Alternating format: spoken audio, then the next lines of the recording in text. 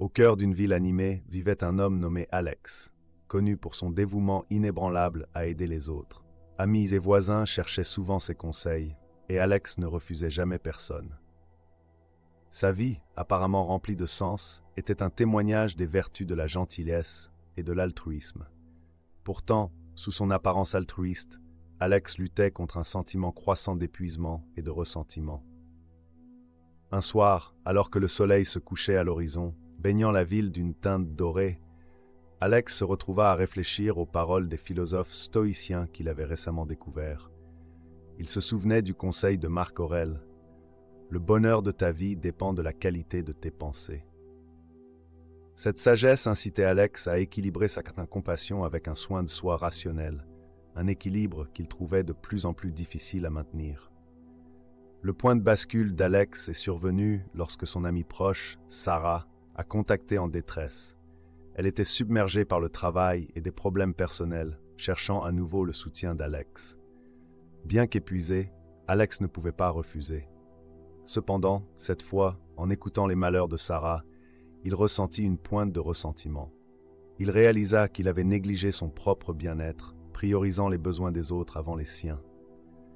Inspiré par les stoïciens, Alex décida de changer son approche. Il se rappela les paroles de Sénèque. « Ce n'est pas que nous ayons peu de temps pour vivre, mais que nous en perdons beaucoup. » Il comprit que pour vraiment aider les autres, il devait fixer des limites et prendre soin de lui en premier. Alex dit doucement à Sarah qu'il avait besoin de temps pour se ressourcer et lui suggéra des ressources qu'elle pourrait utiliser de manière autonome. Cette nouvelle perspective permit à Alex d'établir des limites saines. Il consacrait chaque jour du temps à des activités qui enrichissaient son esprit et son corps: lire, méditer et faire de l'exercice. Il apprit à dire non quand c'était nécessaire, comprenant que le soin de soi n'était pas égoïste mais essentiel pour maintenir sa capacité à aider les autres efficacement. En adoptant ces changements, Alex remarqua une amélioration significative de son bien-être. Il ne se sentait plus submergé ou ressentant. Au lieu de cela, il était réjuvéné et mieux équipé pour offrir un soutien authentique. En équilibrant son empathie avec un soin de soi rationnel, Alex trouva la paix intérieure et une connexion plus profonde avec ceux qui l'aidaient. À travers son parcours, Alex découvrit que la vraie compassion commence par prendre soin de soi. Il incarnait les principes stoïciens de maintien de la tranquillité intérieure, de fixation de limites saines et de pratique de l'autocompassion. Ce faisant, il devint un exemple vivant de la sagesse qu'il avait appris à chérir, prouvant que l'aide aux autres commence par s'aider soi-même. Aider les autres est souvent célébré comme l'apogée de la gentillesse humaine, une entreprise noble qui apporte joie et épanouissement.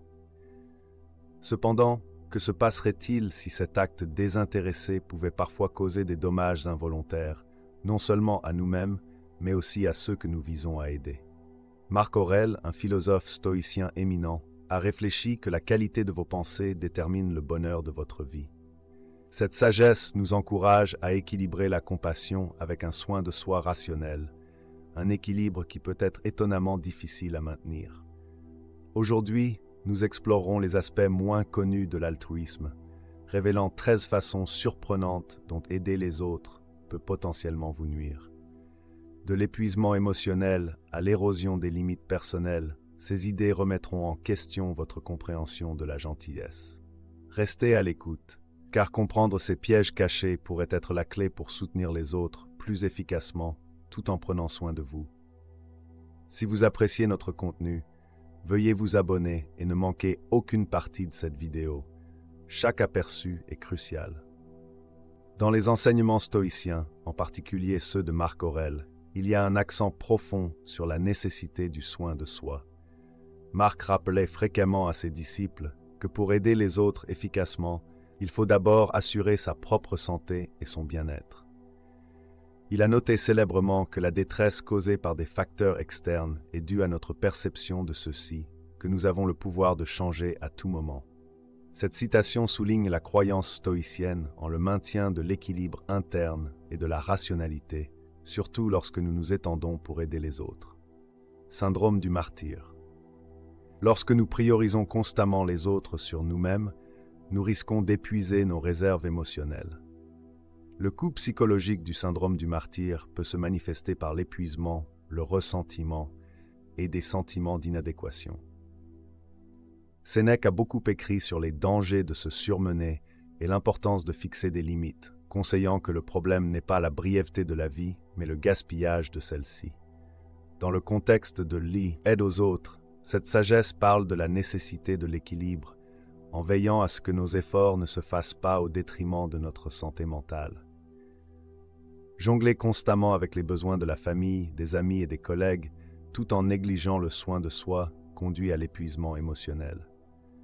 Les stoïciens enseignent que bien qu'il soit noble d'aider les autres, reconnaître qu'en se retirer et prendre soin de soi est tout aussi important. Épictète a souligné l'importance de se concentrer sur ce que nous pouvons contrôler, suggérant que nous devrions gérer combien nous donnons de nous-mêmes et éviter l'épuisement émotionnel d'être un sauveur constant. Problème de dépendance. Avez-vous remarqué que plus vous aidez quelqu'un, plus il dépend de vous? Ce phénomène est crucial à comprendre, car une aide excessive peut favoriser la dépendance, entravant la croissance et l'autonomie. Épictète a enseigné que nous devrions autonomiser les autres à utiliser leurs ressources et leurs forces, incarnant notre philosophie plutôt que de simplement l'expliquer. La dépendance peut mener à un cycle d'impuissance apprise, où les individus croient qu'ils ne peuvent pas surmonter les défis de manière indépendante, sapant leur confiance. Dans les milieux professionnels, ce problème peut se manifester par la microgestion, où les corrections constantes un manager étouffent la créativité et l'initiative. Marc Aurèle a souligné l'importance de permettre aux autres de développer leurs compétences et leurs forces, suggérant que l'autonomisation plutôt que la microgestion renforce la confiance et l'indépendance. Drain émotionnel. Soutenir les autres, surtout en période de détresse, peut mener à une surcharge émotionnelle. Ce travail émotionnel peut causer l'épuisement, le burn-out et la fatigue de compassion. Sénèque a souligné l'importance de gérer les réponses émotionnelles et de ne pas se laisser trop impliquer dans les problèmes des autres, conseillant que la souffrance inutile amplifie la nôtre. Porter constamment les fardeaux des autres peut nous laisser épuiser. Les stoïciens croyaient en un détachement rationnel, offrant un soutien sans être émotionnellement submergé. Sans limite adéquate, les aidants risquent l'épuisement émotionnel, menant à la fatigue de compassion qui diminue l'empathie et la compassion. Les stoïciens enseignent que fixer des limites claires et s'engager dans des pratiques régulières de soins de soi est essentiel. Développer la résilience émotionnelle est la clé pour continuer à soutenir les autres sans sacrifier notre santé mentale et émotionnelle. En reconnaissant ces pièges potentiels, nous pouvons offrir un soutien plus efficace et durable aux autres, tout en maintenant notre bien-être. Vivre est plus semblable à la lutte qu'à la danse, soulignant le besoin de résilience et de force pour relever les défis de la vie, y compris ceux qui découlent de l'aide aux autres. Parfois, nos actions bien intentionnées peuvent involontairement soutenir ou perpétuer des schémas nuisibles chez ceux que nous visons à aider. Cela se produit lorsque notre assistance supprime les conséquences naturelles de leurs actions, les empêchant d'apprendre et de grandir. Marc Aurèle a conseillé « Ne perdez plus de temps à discuter de ce qu'un homme bon devrait être. Soyez en un ». Cette citation encourage à montrer l'exemple, en promouvant des comportements sains par des actions plutôt que de simplement fournir un soutien qui pourrait permettre des habitudes destructrices. Équilibrer le soutien avec la responsabilité est essentiel lorsque nous aidons les autres à naviguer dans des situations difficiles. Offrir de l'empathie et de la compréhension est important, mais tout aussi crucial est de les tenir responsables de leurs actions et de les encourager à prendre leurs responsabilités. Cela peut impliquer de fixer des limites claires, d'offrir des retours constructifs ou de les guider vers des ressources et des réseaux de soutien qui facilitent le changement positif. La sagesse de Sénèque nous rappelle, parfois même vivre est un acte de courage. Encourager les autres à affronter leurs défis de front, plutôt que de les protéger des conséquences, les aide à développer la résilience et le courage. Les stoïciens nous enseignent que la véritable assistance nécessite souvent de défier et de confronter plutôt que de simplement permettre et approuver. En trouvant un équilibre entre le soutien et la responsabilité, nous permettons aux autres de se libérer des schémas destructeurs et de prendre en main leur vie. Lorsque nous devenons profondément enracinés dans les besoins et les luttes de ceux que nous aidons, nous risquons de perdre de vue nous-mêmes. Cette érosion de l'identité personnelle peut être graduelle mais significative, affectant notre sens de soi et notre bien-être général. Dans la noble poursuite d'aider les autres, il est trop facile de laisser nos intérêts personnels, nos passions et nos aspirations s'effacer en arrière-plan. Imaginez un scénario où vos journées tournent autour de répondre aux besoins des autres, que ce soit prêter une oreille attentive à un ami en crise ou consacrer d'innombrables heures au travail bénévole. Bien que ces actes de compassion soient sans aucun doute précieux, ils peuvent se faire au prix d'une érosion progressive de notre sens de soi. Les stoïciens, en particulier Épictète, ont souligné l'importance de connaître et de maintenir notre identité personnelle. Il a dit célèbrement « Connais d'abord qui tu es, puis orne-toi en conséquence ». Cela signifie que comprendre et nourrir notre vrai moi est crucial, même lorsque nous aidons les autres. L'identité personnelle englobe nos valeurs, intérêts, croyances et rêves. Lorsque nous priorisons continuellement les besoins des autres par rapport aux nôtres, nous risquons de devenir définis uniquement par notre rôle d'aidant, plutôt que par nos caractéristiques et aspirations individuelles. Cela peut entraîner une perte d'estime de soi et de satisfaction, car nous commençons à nous voir uniquement à travers le prisme de nos contributions aux autres. Maintenir des limites personnelles et des loisirs est crucial pour se protéger contre la perte d'identité. Les stoïciens croyaient en l'équilibre entre le soin de soi et l'aide aux autres. S'engager dans des activités qui nous apportent joie et satisfaction, comme la peinture, la randonnée ou la musique, nous rappelle que nous sommes plus que de simples aidants ou soutiens. Ces loisirs nous aident à nous reconnecter avec notre moi intérieur et à recharger nos esprits. De plus, établir des limites claires est essentiel pour préserver notre sens de soi au milieu de l'aide aux autres. En délimitant quand et comment nous sommes disponibles pour offrir de l'aide, nous créons de l'espace pour nos propres besoins et priorités. Cela peut impliquer de fixer des limites sur le temps que nous consacrons à aider les autres, ou de refuser respectueusement les demandes d'aide lorsque nous nous sentons dépassés ou épuisés. La perte d'identité peut également affecter notre santé mentale et émotionnelle. Lorsque nous négligeons nos propres besoins et passions, nous devenons susceptibles de ressentir un vide et une insatisfaction. Ce fardeau émotionnel peut affecter notre capacité à aider les autres efficacement, car nous pouvons devenir rancuniers ou épuisés. Les stoïciens nous enseignent que le soin de soi n'est pas égoïste, mais essentiel pour maintenir notre capacité à contribuer au bien commun. D'un point de vue stoïcien, gérer les ressources avec sagesse est crucial. Sénèque a souligné la prudence dans tous les aspects de la vie, y compris les finances. Il a déclaré « La richesse est l'esclave d'un homme sage, le maître d'un imbécile », soulignant la nécessité de la sagesse et de la maîtrise de soi dans les questions financières. Fournir un soutien financier peut entraîner du ressentiment et de la frustration s'il n'est pas réciproque ou apprécié. Ainsi, fixer des limites financières saines est essentiel pour éviter les tensions financières. Cela implique d'établir des lignes directrices claires pour l'assistance financière et de communiquer ces limites ouvertement. Au lieu d'une aide monétaire, offrir des conseils, un soutien émotionnel ou une assistance pratique peut être plus durable.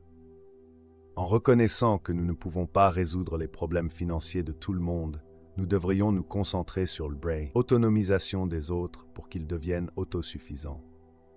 Nous surmener peut entraîner la négligence de notre bien-être physique, émotionnel et mental, provoquant l'épuisement, des problèmes de santé et une diminution de l'estime de soi. Les stoïciens ont souligné l'importance de maintenir un esprit et un corps sains. Marc Aurèle a écrit « Le corps doit être traité plus rigoureusement afin qu'il ne soit pas désobéissant à l'esprit », soulignant la nécessité de la santé physique pour soutenir efficacement les autres. La négligence émotionnelle peut conduire à l'épuisement et au ressentiment, rendant essentiel le maintien de l'équilibre émotionnel. S'engager dans des activités qui nourrissent l'esprit et l'âme, comme la lecture et la méditation, est crucial pour la clarté mentale et un sentiment de but. Sénèque a noté, comme un conte, ainsi est la vie. Ce qui compte, ce n'est pas combien de temps elle dure, mais combien elle est bonne. Établir des limites claires autour de la disponibilité et de la volonté d'aider est crucial. Épictète a enseigné « Aucun homme n'est libre s'il n'est pas maître de lui-même », soulignant l'importance de fixer des limites pour protéger le bien-être et l'autonomie. La compassion envers soi-même et la reconnaissance de l'importance du bien-être personnel sont vitales. En priorisant notre bien-être, nous pouvons mieux soutenir les autres.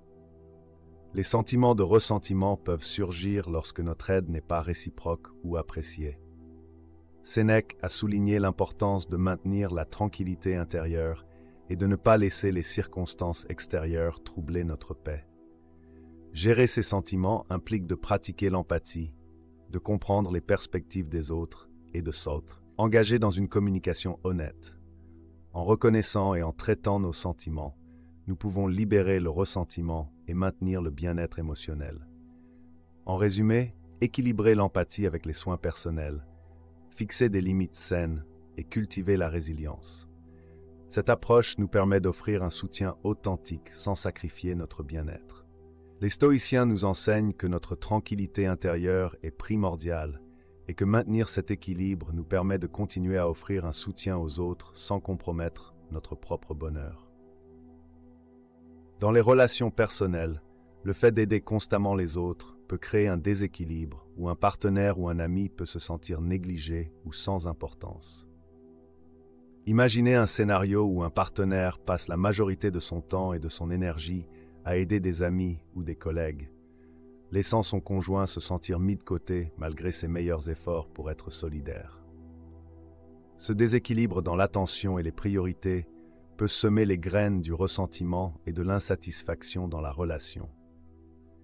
Aider constamment les autres peut créer une dynamique où nos relations deviennent transactionnelles par nature, centrées sur l'échange d'assistance et de soutien plutôt que sur une connexion et une intimité authentique. Cela peut conduire à des sentiments de déconnexion et d'isolement, car la profondeur et l'authenticité de nos relations sont éclipsées par les rôles de soignant ou de sauveteur. Sénèque a souligné l'importance des connexions authentiques et significatives, écrivant « L'une des plus belles qualités de la véritable amitié est de comprendre et d'être compris. » Lorsque nous permettons à nos relations d'être définies uniquement par notre serviabilité, nous risquons de perdre la véritable essence de la connexion et de la compréhension. Aider constamment les autres peut mener à une dynamique où nos relations deviennent unilatérales, avec une personne toujours dans le rôle du donneur et l'autre dans celui du receveur.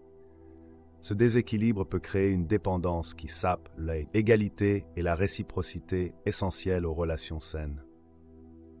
Marc Aurèle a souligné l'importance du respect mutuel et de l'égalité dans les relations, suggérant que nous devrions viser des relations où les deux parties sont également valorisées et soutenues, plutôt que de perpétuer une dynamique de donneur et de receveur.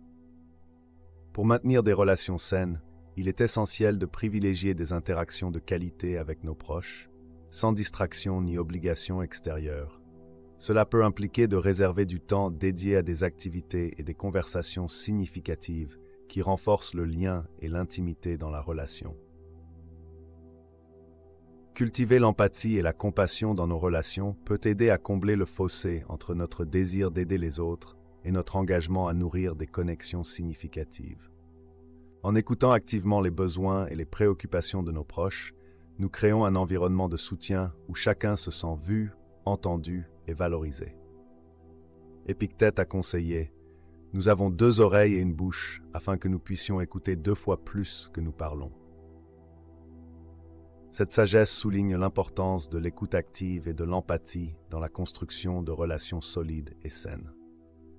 Les stoïciens, en particulier Sénèque et Épictète, soulignent l'importance de protéger sa tranquillité intérieure et de ne pas se laisser trop entraîner dans le tumulte émotionnel des autres. Sénèque a écrit « Le vrai bonheur est de profiter du présent sans dépendance anxieuse vis-à-vis de l'avenir ». Ce principe suggère que, bien qu'il soit essentiel d'être présent et de soutenir, nous devons également protéger notre propre bien-être émotionnel. Imaginez un travailleur de la santé qui passe de longues heures à s'occuper de patients en détresse, ou un travailleur social qui écoute jour après jour les histoires déchirantes d'abus et de traumatismes.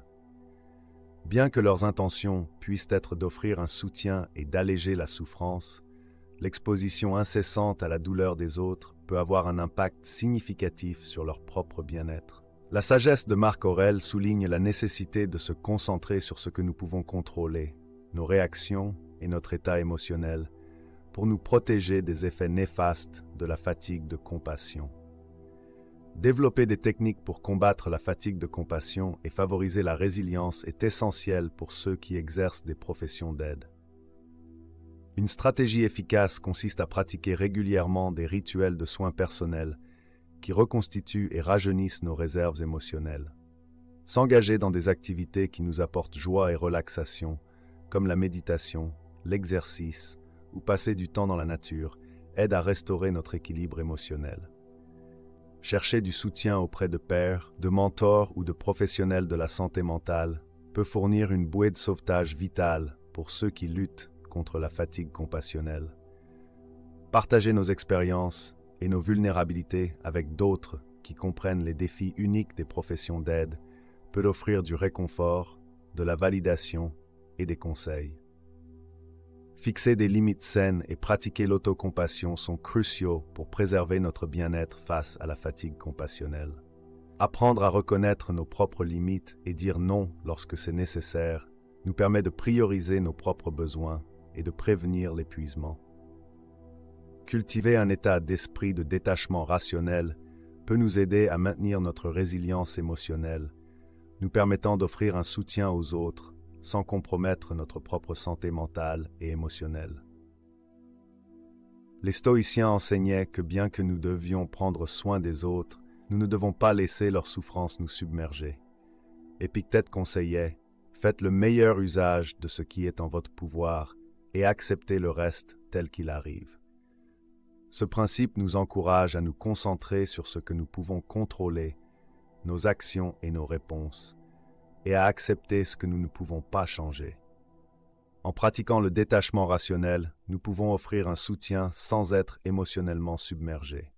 Lorsque nous nous engageons à aider les autres, il y a une pression implicite à être toujours disponible et serviable, quel qu'en soit le coût. Cette pression peut entraîner des attentes irréalistes de la part de ceux que nous aidons, ainsi que de nous-mêmes, créant un cycle de stress et d'épuisement difficile à briser. Épictète a souligné l'importance de définir des limites réalistes et de gérer ses propres attentes. Il a enseigné « Ce n'est pas ce qui vous arrive, mais comment vous y réagissez qui compte. » Cette sagesse est cruciale lorsqu'il s'agit de gérer les attentes. En reconnaissant nos propres limites et en gérant nos réactions, nous pouvons maintenir un équilibre plus sain entre aider les autres et prendre soin de nous-mêmes. Définir des limites réalistes et gérer les attentes est essentiel pour naviguer dans le champ de mine des demandes irréalistes. Cela peut impliquer de communiquer ouvertement et de manière assertive sur notre disponibilité et nos limites. En définissant des lignes directrices claires sur quand et comment nous sommes prêts à offrir notre aide, nous créons un cadre pour des relations saines et durables. Gérer les attentes nécessite un certain degré de conscience de soi et de défense de soi. Il s'agit de reconnaître nos propres limites et d'affirmer notre droit à prioriser notre bien-être, même si cela signifie décevoir les autres ou fixer des limites qui peuvent être perçues comme égoïstes ou inutiles. Dans les environnements professionnels, les attentes irréalistes peuvent se manifester par un flux incessant de tâches et de responsabilités, entraînant un stress chronique et un épuisement. Un manager qui attend à ce que ses employés soient constamment disponibles et réactifs peut involontairement créer un environnement de travail insoutenable et nuisible. Marc Aurèle a souligné l'importance de montrer l'exemple et de favoriser un équilibre sain entre vie professionnelle et vie privée. Il a écrit Le but de la vie n'est pas d'être du côté de la majorité, mais d'échapper à se retrouver parmi les fous. En définissant des attentes réalistes et en promouvant une approche équilibrée du travail et de la vie, nous pouvons créer un environnement plus solidaire et durable. Gérer les attentes irréalistes implique de cultiver un état d'esprit d'acceptation et de flexibilité. Les stoïciens enseignaient que bien que nous ne puissions pas contrôler les demandes et les attentes des autres, nous pouvons contrôler nos réponses et nos attitudes. En pratiquant acceptation et en renonçant au besoin de répondre à chaque attente, nous pouvons réduire notre stress et maintenir notre paix intérieure. Lorsque nous priorisons constamment les besoins des autres au-dessus des nôtres, nous risquons de négliger des aspects essentiels de notre bien-être physique, émotionnel et mental. Cette négligence de soi peut entraîner divers résultats négatifs, y compris l'épuisement, des problèmes de santé et une diminution de l'estime de soi. D'un point de vue stoïcien, la négligence de soi est considérée comme un échec à remplir notre devoir principal envers nous-mêmes. Les stoïciens, en particulier Épictète et Sénèque, ont souligné l'importance de maintenir une vie équilibrée et de prendre soin de ses propres besoins comme base pour pouvoir aider efficacement les autres. Épictète enseignait « Faites en sorte de vous retirer de toutes les impressions des sens, de vous concentrer sur votre propre esprit, de prendre plaisir à l'étudier. » Ce principe souligne l'importance de la réflexion personnelle et du soin de soi comme composant essentiel d'une vie équilibrée. Lorsque nous mettons constamment les besoins des autres au-dessus des nôtres, nous pouvons négliger des pratiques essentielles de soin de soi, telles que dormir suffisamment, manger sainement et faire de l'exercice régulièrement.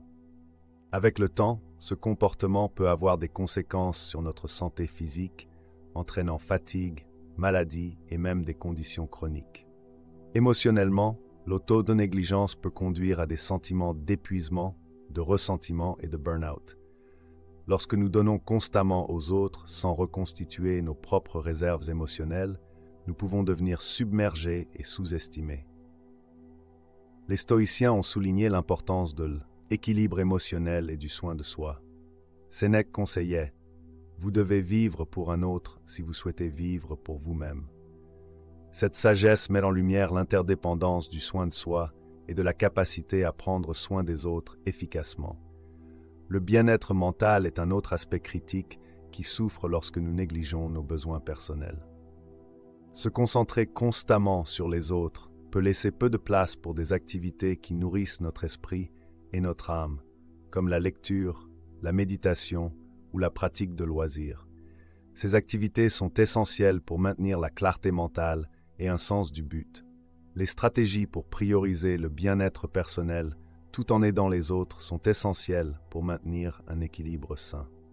Cela peut impliquer de réserver du temps chaque jour pour des activités de soin de soi, telles que la méditation, le journal intime ou une promenade dans la nature. Les stoïciens croyaient au pouvoir de la routine et de la discipline pour cultiver une vie vertueuse. Marc Aurèle conseillait « L'obstacle à l'action avance l'action. Ce qui se dresse sur le chemin devient le chemin. » En intégrant le soin de soi dans notre routine quotidienne, nous nous assurons que notre propre bien-être n'est pas sacrifié dans la poursuite d'aider les autres. Établir des limites claires autour de notre disponibilité et de notre volonté d'offrir de l'aide est crucial pour prévenir l'auto-négligence. Cela peut signifier apprendre à dire non lorsque nous nous sentons dépassés ou nous assurer que nous avons du temps pour nous chaque jour. Cultiver la compassion envers soi-même et reconnaître l'importance de notre propre bien-être est vital. Tout comme nous étendons l'empathie et la compréhension à un ami dans le besoin, nous devons apprendre à nous offrir la même gentillesse. Les stoïciens enseignent que le soin de soi n'est pas égoïste, mais une base nécessaire pour une vie équilibrée et vertueuse. En priorisant le bien-être personnel, nous ne faisons pas que reconstituer nos propres réserves, mais nous devenons également mieux équipés pour offrir un soutien et une assistance authentique aux autres. Lorsque nous sommes profondément investis dans l'aide à quelqu'un, il est facile de manquer ou d'ignorer les signes avant-coureurs indiquant des problèmes plus profonds ou des comportements nuisibles. Cette négligence peut entraîner des problèmes significatifs, non seulement pour la personne que nous essayons d'aider, mais aussi pour nous-mêmes. Imaginez un scénario où un ami trouve constamment des excuses pour le comportement contrôlant de son partenaire, l'attribuant au stress ou à des difficultés temporaires. Malgré des preuves croissantes de manipulation ou d'abus, il choisit d'ignorer les signes avant-coureurs, croyant qu'il peut aider son partenaire à changer ou à s'améliorer. Cette situation peut conduire à un cycle dangereux où l'aidant devient complice en permettant un comportement nuisible. Les stoïciens nous enseignent à affronter les vérités inconfortables et à agir sur la base d'une analyse rationnelle. Ignorer les signaux d'alarme peut découler d'un désir de voir le meilleur chez les autres et de maintenir l'harmonie dans les relations. Cependant, cela peut nous empêcher de traiter les problèmes sous-jacents qui doivent être confrontés pour qu'une véritable guérison et amélioration puissent se produire. Sénèque a écrit « Celui qui est courageux est libre ». Cette citation souligne le courage nécessaire pour faire face à des situations difficiles et prendre des décisions difficiles. En abordant les signaux d'alarme dès le début, nous pouvons prévenir le développement de problèmes plus importants et aider les autres à apporter des changements positifs. Aborder les signaux d'alarme nécessite une combinaison de conscience de soi, de courage et d'empathie. Les stoïciens croyaient au pouvoir de l'autoréflexion et de l'amélioration continue. En comprenant nos propres biais et motivations, nous pouvons mieux reconnaître quand nous pourrions ignorer des signaux, alarmes et prendre des mesures pour corriger cette négligence. Maintenir une communication ouverte et honnête avec les personnes que nous aidons est crucial. En exprimant nos préoccupations de manière non jugeante et empathique, nous créons un espace sûr pour qu'elles partagent leurs expériences. En conclusion, les principes stoïciens de détachement rationnel, de soin de soi et de définition des limites sont essentiels pour maintenir un équilibre sain entre aider les autres et prendre soin de nous-mêmes. En reconnaissant et en abordant les pièges potentiels de l'altruisme, nous pouvons offrir un soutien plus efficace et durable tout en préservant notre propre bien-être et considérer des perspectives alternatives. Sénèque a souligné la valeur du dialogue et de la compréhension dans la construction de relations solides. Il a écrit « L'une des plus belles qualités de la véritable amitié est de comprendre et d'être compris ». Cette sagesse souligne l'importance de favoriser une communication ouverte pour aborder efficacement les signaux d'alarme. Chercher le soutien d'amis de confiance, de membres de la famille ou de professionnels peut fournir une perspective et des conseils inestimables. En consultant d'autres personnes qui peuvent avoir un point de vue ou une expertise différente, nous pouvons obtenir des informations précieuses et développer une compréhension plus complète de la situation. Alors que nous concluons notre voyage dans les complexités de l'aide aux autres, rappelez-vous que la véritable compassion commence par prendre soin de vous-même. Adoptez la sagesse des stoïciens. Équilibrez votre empathie avec un soin de soi rationnel. Définissez des limites saines et cultivez la résilience. En faisant cela, vous pouvez offrir un soutien authentique et durable à ceux qui vous entourent, sans sacrifier votre propre bien-être. Merci de faire partie de Simple Philosophy. Si vous avez trouvé de la valeur dans la discussion aujourd'hui, assurez-vous de consulter l'une des vidéos suggérées à l'écran pour plus d'informations et d'inspiration. Votre soutien continu signifie le monde pour nous. Restez forts, restez équilibrés et continuez à chercher la sagesse en vous.